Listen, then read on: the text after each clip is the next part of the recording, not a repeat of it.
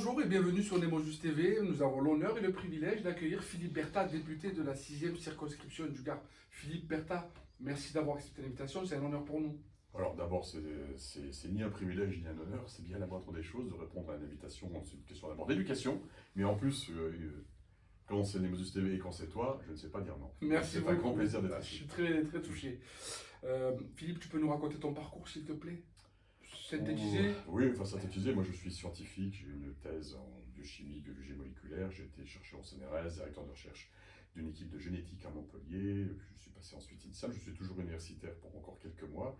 J'ai participé à obtenir la création de l'Université de Nîmes dans sa version autonome. J'ai créé un parc d'entreprise de biotechnologie. J'ai contribué à créer un grand pôle de compétitivité autour du thème santé, PACA Occitanie. Et puis, je vais rester là. J'ai aussi créé la première école de l'ADN, qui est un lieu de culture scientifique, mais aussi de formation autour de tout ce qu'on appelle les métiers de l'ADN, les métiers du génome, de la génétique, et qui a fait école, puisque nous avons une deuxième école de l'ADN de Nîmes aujourd'hui, en France, en Suisse et au Québec. Voilà. Qu'est-ce qui t'a amené à tes premiers pas en politique, Philippe? Ce qui m'a amené mes premiers pas en politique, c'est à un moment donné, je me suis retrouvé à porter des projets et à chaque fois, je me suis retrouvé dans la capacité de faire comprendre aux politiques, en particulier aux politiques locales, l'intérêt de ces projets. Et à chaque fois, ces projets ont capoté. Le premier d'entre eux, je m'en souviens très bien, on est en 91, c'est un grand projet d'un grand institut de génétique humaine sur Carremo, à côté de la faculté de médecine, qui aurait permis l'installation de 250 chercheurs sur Nîmes, et puis derrière, de pouvoir, à partir de cette recherche, décliner création d'activités nouvelles, nouvelles entreprises, biotech, comme on dit, biotech santé. Et il y avait juste un budget à compléter qui n'était pas vraiment. C'était quoi? C'était l'équivalent de 2 millions d'euros. Comme je dis toujours, c'est un rond-point. Eh bien, ça n'a pas fait écho. Personne n'a trouvé ça réellement intéressant. Alors, c'est bien dommage parce que le projet s'est fait. Mais là encore, et on peut ressasser cette histoire-là, il s'est fait à Montpellier, évidemment. Aujourd'hui, tu es député de la 6e circonscription et tu as plusieurs casquettes. Comment fais-tu pour jongler? C'est compliqué, c'est très compliqué quand on veut vraiment exister sur le plan national, travailler à Paris, prendre un champ de spécialité comme j'essaie de le prendre à bras le corps et d'essayer d'articuler ça avec le local, c'est très compliqué. Aujourd'hui, je suis dans une posture assez étonnante, je suis pratiquement l'un des derniers, en tout cas qui ait eu ces fonctions-là, chercheur de l'hémicycle. Et donc, je me sens la responsabilité de représenter le monde de la recherche, en particulier dans le domaine de la santé, du médicament, le monde de la génétique, et c'est vrai qu'à Paris, j'ai créé il y a 6 ans et je préside le groupe d'études sur les maladies rares, c'est juste 3 millions d'enfants, une famille sur 20 qui est concernée. Donc c'est très compliqué, c'est une vie qu'il ne faut pas embrasser trop longtemps, parce que c'est une vie épuisante, mais je l'ai cherché. Je ne vais pas non plus. Voilà, donc je ne veux pas décliner tout ce que je fais à Paris parce que je m'occupe de pas mal de choses. Bon, j'étais rapporteur pendant 5 ans du budget de l'enseignement supérieur. C'est difficile de défendre un budget qu'on trouve forcément insuffisant quand on est acteur. Là, je suis rapporteur du budget de la recherche pour la 2e année consécutive. Là aussi, comme je dis toujours, s'il y avait un zéro de plus, je serais beaucoup plus satisfait. Et puis, bon, je me suis occupé de bioéthique, je me suis occupé de la loi de programmation pour la recherche, je m'occupe de plein de choses. Donc, il faut être très, très organisé et se dire que, grosso modo, on a très peu de temps pour soi. Heureusement, il y a les vacances d'été, je ne vais pas me plaindre. Mais il faut être très structuré, très organisé pour jongler entre le problème local. J'ai encore des responsabilités universitaires. J'ai mon école de l'ADN, j'ai le développement économique auquel je participe encore pour le sud de la France, plus le mandat, c'est l'organisation. Et tu as la commission des affaires culturelles et de l'éducation. Alors c'est une commission qui embrasse plusieurs champs disciplinaires, c'est culture, comme tu l'as dit, c'est effectivement éducation, enseignement supérieur, recherche et sport. Donc moi j'y suis essentiellement pour l'enseignement supérieur et la recherche, parce que si je n'y étais pas, il n'y aurait personne pour éventuellement dire ce serait bien de temps en temps, comme on l'a fait la semaine dernière, d'aller voir le président du CNRS et ses adjoints pour qu'ils nous expliquent un peu où il en est, ses besoins, où ils en sont, etc. Donc oui, ça c'est un travail, ça fait partie des constantes. Hein. On a des réunions de commission actuellement en moyenne 2 fois par semaine, auxquelles il est hors de question de ne pas être présent. D'où te vient cette sensibilité par rapport aux maladies rares? C'est quand même quelque chose d'important. D'abord parce que j'ai travaillé dessus. Quand je dirigeais mon équipe à Montpellier, nous avions dans un champ particulier qui s'appelle la génétique de la reproduction. Nous travaillions sur 3 maladies rares. Mais je n'en avais pas mesuré à ce moment-là. C'est vraiment par le mandat que j'ai mesuré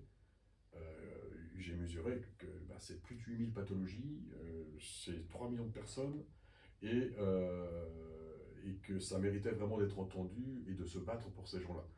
Le travail avait été fait, hein. Moi je ne suis là que pour l'intensifier, essayer de faire comprendre à l'État, et c'est un combat qu'on est encore très moyen dans notre capacité de diagnostiquer, et on a des familles qui vont déambuler d'hôpital en hôpital dans ce pays pendant en moyenne 4-5 ans avec l'enfant dans les bras pour chercher la solution, le diagnostic. Et donc ça, c'est insupportable. Et puis, à l'autre bout de la chaîne, on vit un moment totalement extraordinaire sur le plan thérapeutique. On a de nouveaux médicaments, une nouvelle génération de médicaments qu'on appelle des biothérapies, des biomédicaments, des médicaments biologiques, qui vont pouvoir enfin changer la donne et proposer le soin, et non pas juste l'accompagnement, et un accompagnement qui malheureusement dans beaucoup de cas conduisait à la mort. Il faut dire les choses telles qu'elles sont, à des âges bien sûr très précoces.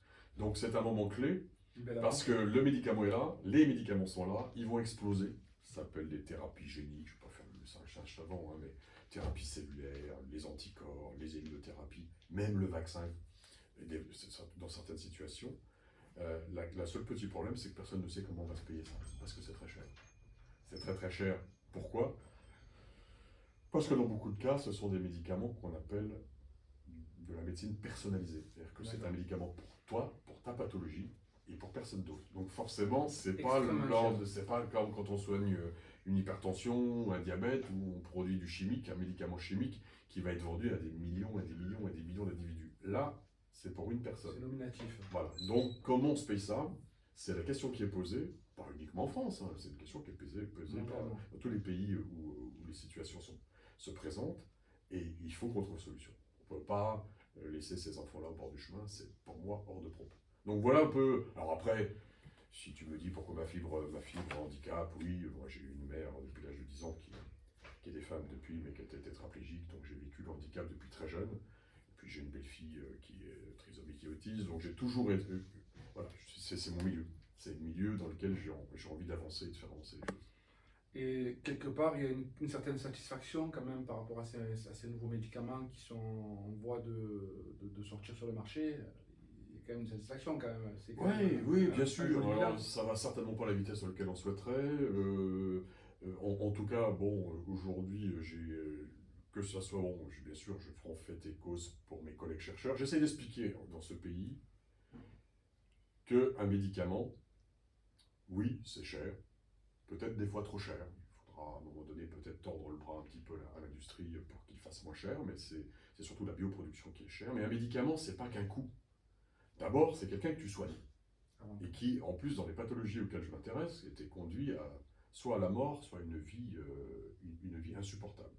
Deux, c'est, pour mes collègues chercheurs, c'est un but en soi. C'est de dire, tiens, j'ai fait de la recherche, à un moment donné, ça a contribué à mettre un médicament qui va sauver des gens, c'est ça que tu attends, c'est ça ta satisfaction. Et trois, c'est aussi une industrie. Et notre industrie pharmaceutique ou biotechnologique, elle n'est pas très en forme, on a été parmi les meilleurs mondiaux, on ne l'est plus, il faut le redevenir, donc il faut faire comprendre ça. Et puis, grande difficulté, c'est d'essayer de faire comprendre, et surtout pas de comprendre, mais prendre en compte le coût d'un enfant qu'on ne traite pas. D'abord, bien sûr, vis-à-vis de sa famille, vis-à-vis du gamin, tout ce qu'il va avoir à vivre, mais même son accompagnement. Moi, je te donne un exemple, il y a une pathologie terrible qui s'appelle l'anotrophie spinale. Ce sont des enfants, on les appelle, ces bébés, on les appelle un petit peu des poupées chiffons, c'est-à-dire ils n'ont pas de posture, ils ne tiennent pas leur tête, etc. Donc là, c'est un signal d'alerte. Et j'avais vu une très belle démonstration entre deux frères. L'un, l'aîné, qui n'avait pas été diagnostiqué dans les temps, et pour lequel le diagnostic est venu beaucoup trop tard, et le petit frère qui, lui, quand on a su ce qu'avait son frère, on a pu le traiter.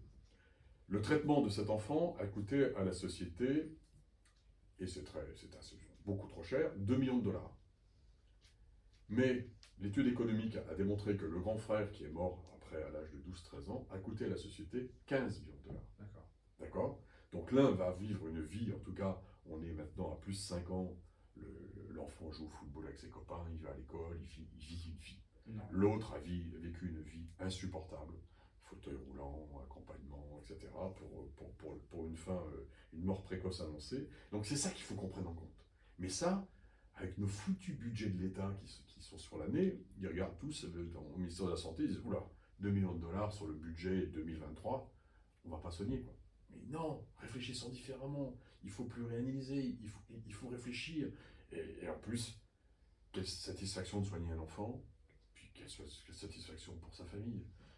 J'ai eu encore une famille au téléphone, enfin en tout cas par mail, sur lesquels le petit Alexandre on bossait depuis des mois et des mois. Ça y est, il est rentré dans un essai clinique. Je ne sais pas si ça fonctionnera, mais ça y est, on lui donne une chance de survie. Donc c'est ça la motivation, s'il n'y en a pas d'autre. Mais elle est tout à ton honneur, cher Rachid. Non, mais c'est normal. Honnêtement, quand on entend Philippe Berta, député de la 6e circonscription, on ne voit pas particulièrement ces attraits-là, ces atouts-là. Pour rebondir sur le côté médical, moi j'ai mon médecin traitant qui s'en va à la retraite, docteur Pagès, et elle ne trouve pas de remplaçant. Mhm. Les habitants du Mas de Mengue, ils font face à la même problématique depuis 20 ans. Mhm. Où en sommes-nous aujourd'hui? Problème très profond, problème, là encore, je ne vais pas esquiver, hein, mais c'est un problème multifactoriel. Bon, il y a eu cette erreur historique d'imaginer que moins on formait de médecins, moins le déficit de la Sécu sera important. Donc on a freiné la formation des médecins par le fameux numerus clausus. Bon, aujourd'hui, ce numerus clausus est devenu ce qu'on appelle aujourd'hui un numerus apertus ouvert et plus fermé. Mais le contre-coup de l'augmentation du nombre de médecins formés, on ne l'aura pas avant 10 ans. Ça, malheureusement, c'est qu'un seul aspect. Deuxième aspect, moi je n'ai pas de langue de bois. Hein. Deuxième aspect, c'est d'abord nous. La population française manque d'éducation à la santé, très clairement, mais ça c'est la faute aussi des élus. On a une faiblesse extrême dans la prévention santé et on a une utilisation de la médecine comme une espèce de droit dont on est nombreux, peut-être moi le premier, à souvent abuser. Donc on a une relation avec la médecine, je n'ose pas imaginer, je ne vois pas de raison pourquoi il y a X fois plus de consultations médicales en France que dans les autres pays. On a des efforts à faire. Il y a d'autres éléments. Des médecins que nous formons aujourd'hui, c'est la nouvelle génération. Bon, dont acte. La nouvelle génération, c'est pas la génération des médecins d'avant, qui étaient des passionnés, qui se donnaient vraiment corps et âme dans leur métier, qui n'a pas eu de ma génération un médecin à son chevet à 1h du matin, 2h du matin à la maison. Moi, j'ai eu. Aujourd'hui, c'est plus ça. Aujourd'hui, on a une génération de médecins qui cherchent une médecine, j'allais dire, du 9h, 17h. Donc ça change aussi complètement la donne. Donc on a ce truc devant nous. Comment on peut répondre? Ça sera compliqué, il ne faut pas se le cacher. Le problème supplémentaire, c'est que moi j'avais présenté ça il y a 6 ans à l'Assemblée, dans une indifférence générale. J'ai dit voilà un camembert. Regardons le pourcentage des médecins que nous formons, enfin ce qu'ils deviennent. Alors, j'ai les chiffres en mémoire, je ne sais pas s'ils sont toujours bons, mais à l'époque, j'avais les chiffres de 15% des médecins que nous formons vont mettre un jour leur plaque de généraliste. 15%. 20% leur plaque de spécialiste, et les autres. Les autres, ils vont soit faire des remplacements, parce que c'est je travaille un peu quand je veux, je n'ai pas de responsabilité, j'ai pas les frais de l'installation, hein, le local, le cabinet, la secrétaire, le machin, je travaille un peu quand je veux, et ça me va bien. Et puis sinon, une bonne proportion aujourd'hui, il faut le dire, et donc ça pose beaucoup de questions. On cherche une médecine de type salarié, pour vivre ces 35 heures, etc.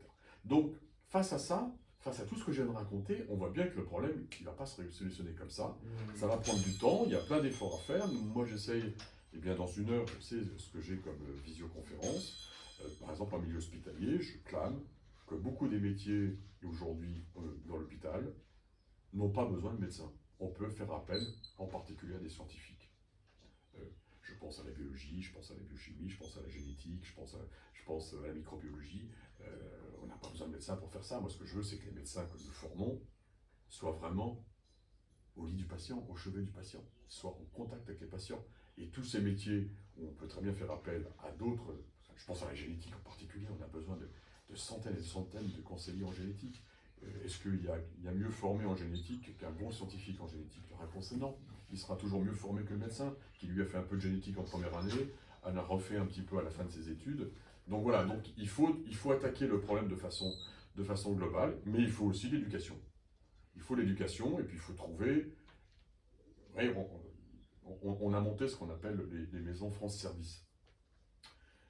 L'idée, c'est d'avoir partout sur le territoire, ne serait-ce qu'une demi-journée par semaine, à travers les mairies, etc., des gens, des administrations qui viennent près de la population, en particulier en milieu rural.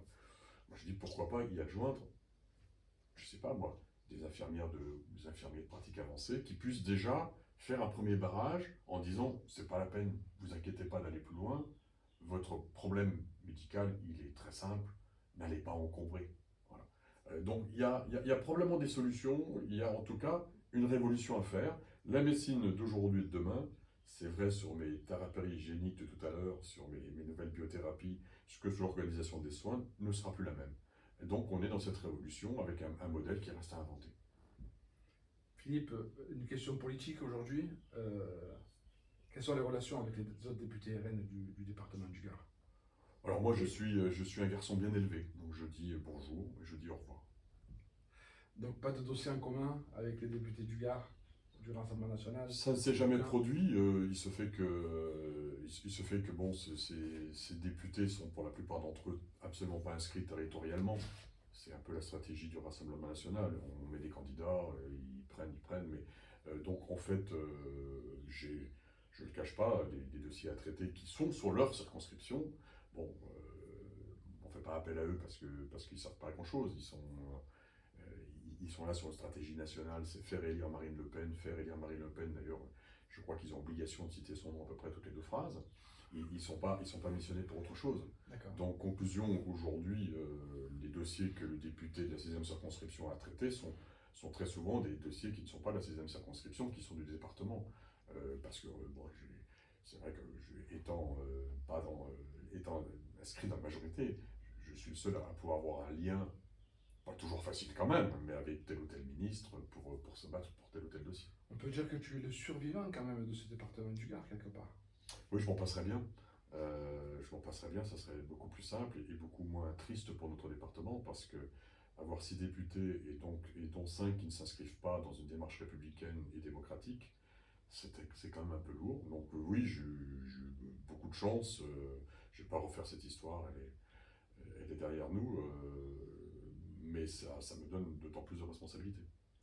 Philippe, quel regard tu portes sur la situation sécuritaire du pays et que nous traversons en ce moment, effectivement, que nous traversons actuellement? Là encore, c'est compliqué. J'ai l'impression qu'on arrive à un moment de notre histoire, et c'est pour ça que c'est un moment où il faudrait vraiment être très très prudent, très très lucide, très conscient, et surtout ne pas se laisser aller à ces réactions primaires qui pourraient conduire à la catastrophe de 2027, voilà, c'est-à-dire à l'effondrement de notre démocratie. C'est plein d'histoires. On rate, je vous le dis, j'ai pas de langue de bois, hein, on rate l'immigration, on n'est pas capable de l'assumer, donc on rate l'intégration. On ne perçoit pas les grands changements fondamentaux que sont les familles explosées, les divorces, les mères seules qui se battent comme elles peuvent. On ne voit pas le changement sociétal se mettre en place. Et alors moi, je m'excuse de revenir à ce qui m'est cher, puisque je suis membre, tu l'as dit, de la commission éducation, et on ne sait pas adapter notre outil éducatif en face. Et moi, je reste convaincu que tout part de l'éducation. Le problème, là encore, c'est qu'on est passé, ma génération, quand on allait à l'école, on allait subir ce qu'on appelait l'instruction publique. L'instruction publique. On allait chercher de l'instruction pour être instruit. Je crois que le fait qu'on parle plus d'éducation nationale n'est pas un fait mineur. C'est-à-dire qu'aujourd'hui, on espère dans l'école l'éducation, mais c'est plus le même métier. L'éducation, c'est oui, instruire, mais aussi éduquer. Et ça n'a jamais été le rôle de l'école d'éduquer. Instruire. C'était juste le rôle d'instruire, pas plus. D'accord. Donc le problème, c'est qu'on a donné une charge à des enseignants qui en plus, parce qu'on a aussi un fait culturel majeur dans ce pays que les gens ne disent jamais, c'est que les 2 métiers les moins valorisés en France, depuis toujours, ce ce sont les métiers de création de savoir. Et on a besoin de création de savoir en ce moment avec toutes les grandes transitions énergétiques, environnementales, les grandes pandémies à venir, donc les métiers de la recherche, et les métiers de transmission de savoir, c'est-à-dire l'éducation. Ce sont les deux métiers les moins valorisés. Donc, à partir de là, on récolte aussi des enseignants peut-être pas assez punchy, pas assez... Je sais que par exemple, pour avoir fait une enquête là-dessus, on n'a plus de scientifiques à l'école primaire, il en reste 13%. Et on est quand même dans un moment où on a besoin de sciences, de technologie, on a besoin d'acteurs, on ne les a plus. Donc on a une population d'enseignants qui fait ce qu'elle peut. Il y a encore bien sûr, heureusement, des situations tout à fait extraordinaires, et j'en connais. Mais on a tout ça. Donc moi, je reste convaincu qu'on se sauvera par l'éducation, mais... Et j'ai perçu que le président de la République à Marseille, la semaine dernière, commençait cette petite musique que moi, j'instille depuis bien longtemps. Je ne suis pas sûr que tous nos enfants aient besoin du même outil d'instruction et d'éducation. Et qu'aujourd'hui, il faut, là aussi, j'ai parlé de médecine personnalisée, je n'ai pas dit d'éducation personnalisée, mais qu'il faut probablement réfléchir à notre outil éducatif différemment pour des besoins qui en face ne sont pas les mêmes. Entre un gamin du 5e, du 7e arrondissement, c'est un arrondissement que je connais bien puisque c'est là où il est assemblé, qui vit sa vie, et puis un de nos enfants ici au Mas de Main qui était cher, et moi aussi, ou à Pisevin, les besoins ne sont pas les mêmes. Donc aujourd'hui, il faut peut-être s'adapter aux besoins et aller plus loin. Là, j'ai vu qu'il parlait d'allonger.